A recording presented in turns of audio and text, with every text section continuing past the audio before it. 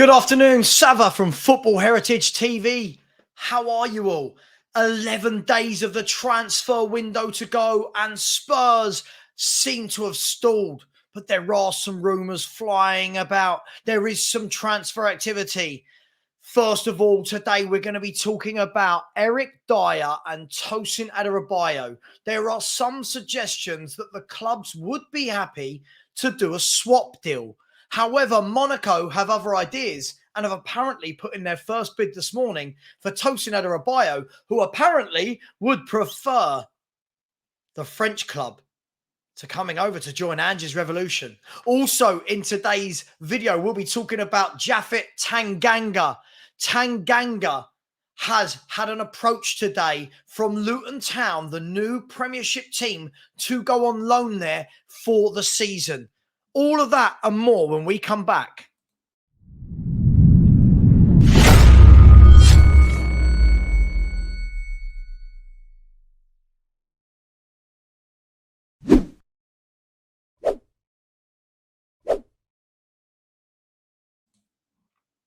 Yes, good afternoon, Sava Football Heritage TV. As I said, 11 days of this window to go. A lot of fans are starting to get the proverbial squeaky bum time. What's happening? Where's the Kane money? Why are we not signing anybody? Some people think it's because we need to get more out before we have players coming in, which is really frustrating. Harry Kane's gone. There's a space in the squad, surely. Surely there's a space in the squad. There's £100 million sitting there and a squad number and £200,000 of wages to be paid. So why are Tottenham not active in the market? Is it because of the outgoings? Let's talk about a couple. First and foremost, the rumour for Tosin Dier has been there for 4, 5, 6 weeks now, that Spurs want him, but that we're his second choice and that he would prefer to go and play in Ligue 1 for Monaco. Now, this morning, the reports are that Monaco have put in a bid for Tosin Dier and that he is their number one target. Also, that Tosin would like to go there. Now, that all seems pretty straightforward, I think you would agree. But we all know football isn't straightforward. Will that be as straightforward as we think? Can there be a twist in the works? Now, here is what I'm talking about. Lots of noise the last 24, 36 hours that Fulham are interested in taking Eric Dier from Tottenham Hotspur. Now, I think most people would agree that Eric Dier needs to leave this club. I don't think anyone would be disappointed about Eric Dier leaving. Now, this is then overhyped, I suppose, the reports that, hey, there's going to be a swap deal.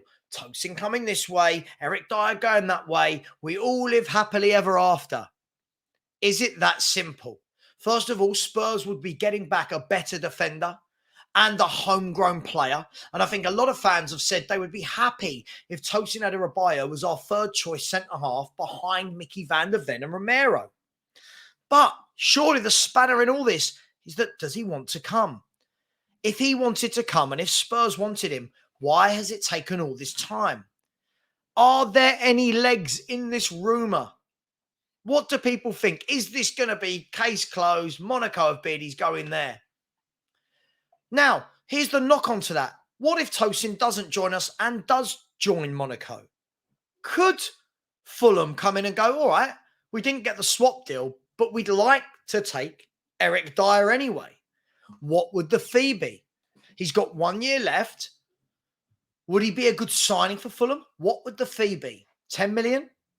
12 million? 15? A maximum push. 15 million?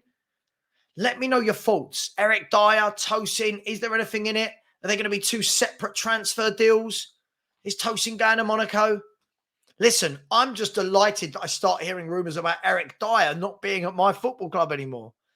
Our football club. What do you all make of it? Off the back of that, Sky Sports News have reported in the last hour, and we heard this rumour a few days ago, but it has been reported now that there is an official bidding from Luton Town to Tottenham Hotspur to take Japhet Tanganga on loan for the season.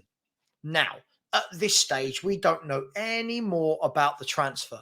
We don't know whether it's with an option to buy. We don't know whether there's an obligation in there, an option in there. We don't know whether there's no options at all in there and it's a straight loan for a year. We don't know if Postecoglou likes him. We saw him in the first preseason game, haven't seen him since. What's going on with Japhet Tanganga? He's one of our own. He came through the youth team, but let's have a look at his time in the Spurs team. It's not been great, has it, across a number of different managers? And if you look there, you can see here that since he broke through at Tottenham Hotspur, he has played 55 times and he made his debut in 2019.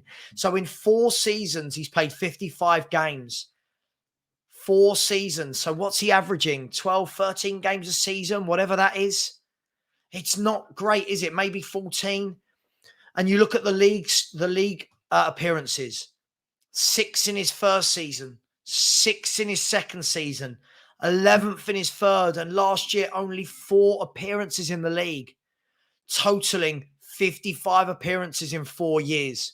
Now, injuries have played a big part in that. Of course they have.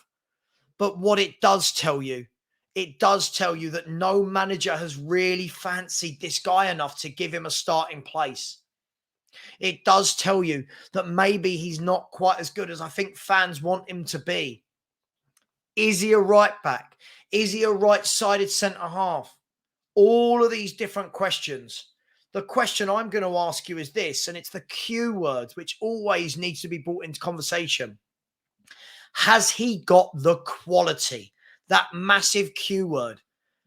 Personally, I think he's a championship defender. If I'm brutally honest, I think Luton Town would be a wonderful move for him because I do not think this guy is Premier League standard. I'm not knocking him. It's not anything personal.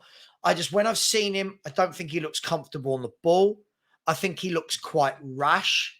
And I think the fact that he hasn't ever been able to hold down a place in the team does speak volumes.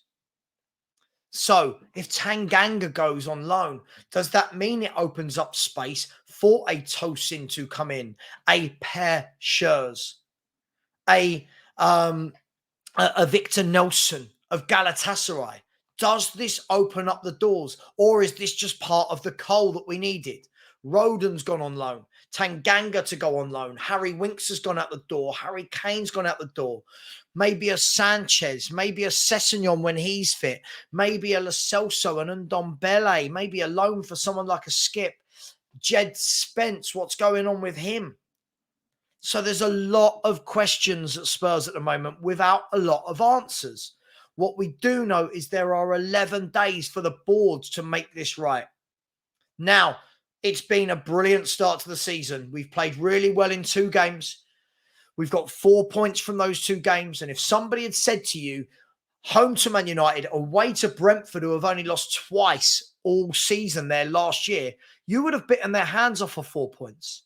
But football is over 38 league games. There will be challenges. There will be injuries. There will be the Asian games. The Asian games going on in January. You've got the African Cup of Nations going on in January. You're going to lose Son. You're going to lose Papa Sarr. You're going to lose Yves Bissouma. Have we got enough players there to cope? Or are we going to leave the manager short? I think at the moment there's a lot of players there. But again, the big Q word, is there enough quality there? We've seen rumours linking us to Al-Wahi, who's just signed for Nice. We've seen rumours with Vlahovic. Nothing's ever come of that. Rumours with Lukaku. Nothing's come of that. Rumours about Kolo Muani, who's in talks with PSG as we speak. There was rumours of Gonzalo Ramos, who did sign for PSG earlier in the window. The big rumour still is Gift Orban, but is it going to happen? What is happening about Gift Orban? So, let me know your thoughts. Are Spurs starting to slow down in the transfer window? Are we finished? The 2 youngsters, Valise and Phillips, Maddison, Van der Ven, Vicario, Solomon. Is that it? Is that enough? Surely we need to do a little bit more.